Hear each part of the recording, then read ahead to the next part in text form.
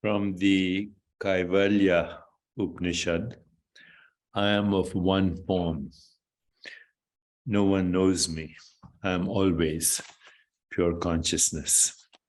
And then from the Isa Vasyo Upanishad, Om, this is infinite, that is infinite.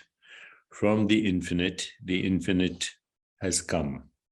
When this infinite is taken from that infinite, what remains is infinite. Om. I'll repeat it. This is infinite, that is infinite. From the infinite has come out.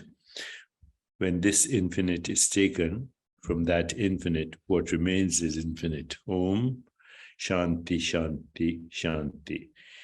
Isa Vasyo Upanishad, and the previous was Kaivalya Upanishad. I am of one form, no one knows me.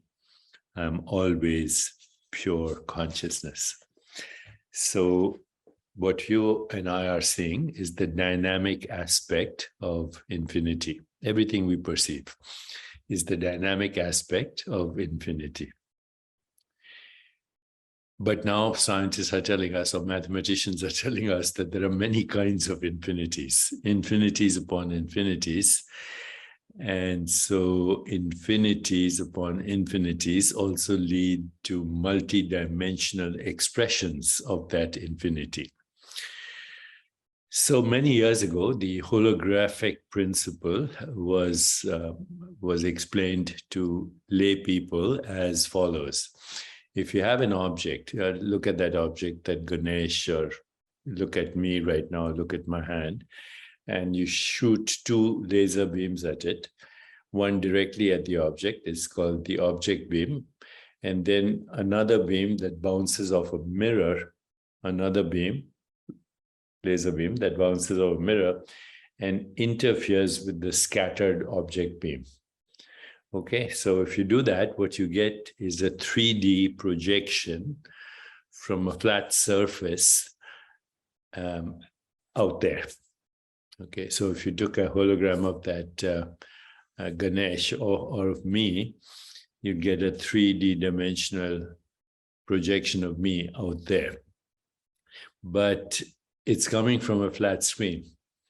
And if you take up that flat screen, you take it and cut it into 1,000,000 bits or 1,000,000,000 bits or 1,000,000,000,000, billion, trillion bits, then every bit will contain all of me, all at the same time. So some of these bits of me might look different, but they're still the same image, but seen from a different window of perception. But the whole is contained in every part. The whole is contained, you can't get rid of it. So many theories now that the universe we experience is one expression and a holographic expression of a singularity from a flat surface. And this is what we see, everything, the stars, the planets, you, me, trees, our own planet, everything is a holographic expression. But here is the thing to remember. There are no parts. What we call the part, the whole is contained in every part, but what we call the part is a transient movement of the whole. So it's more like a holo movement. You and I are holo movements of one branch of a particular singularity that we call our universe. And then there's the Milky Way galaxy and 2 trillion galaxies and 706 trillion stars and uncountable trillions of planets, but now even more, infinite universes, infinite dimensions, each with its own observer, modes of observation, and objects observed. So again, in the Yoga Vaishishta, it says there are innumerable universes, and they have beings suited to their nervous system or biological organism, because the biological organism and the experience of that biological organism is unique. And it's a holo movement of one branch of one singularity, because the singularity we're talking about is just our universe. What is that singularity? Is it quantum vacuum or whatever? That's a good model from where, what do you call it, virtual particles flashing in and out at the speed of light, and their movement is determined by the uncertainty principle, which ends up creating the universe that we're in. But there could be many or infinite of these, and it totally makes mathematical sense. And then when you include Gödel's theorem, then you also know that there are expressions of mathematics that you cannot prove, but they are true. And if they are true, then if theoretical physics is the basis of all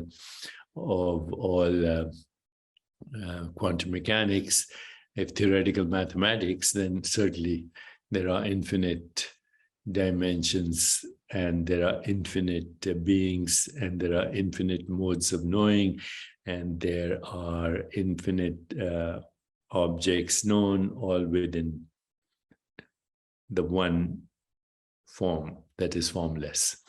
So when I read the statement from the Upanishads, one form which is formless, and because it is formless, it can express itself as infinite forms and infinite phenomena, all within itself. And this is the great source of all existence in all dimensions of existence, holo movement. And so I go back to the Upanishad, which says, I am of one form, no one knows me. I am always pure consciousness. And what is pure consciousness? It's a field of infinite possibilities, a consciousness field of possibilities, a singularity, and where everything is in superposition of possibilities. But it's a consciousness field that expresses itself as energy and then form and phenomena. Just raise your hand right now. It started with a thought. Okay, the thought is a momentary fluctuation of consciousness transformed into energy and then expressed itself as matter, this biological organism which projects through the five senses the universe we experience, including all of us, where we show up as holo movements of the totality, one branch of a holo movement of the totality. It's not only more mysterious than we think it is, it's more mysterious than we can think.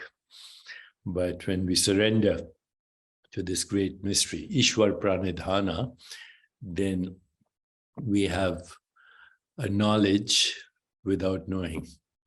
We have an experience that is inexplicable, ineffable, transcendent, holy, whole, sacred, and healed.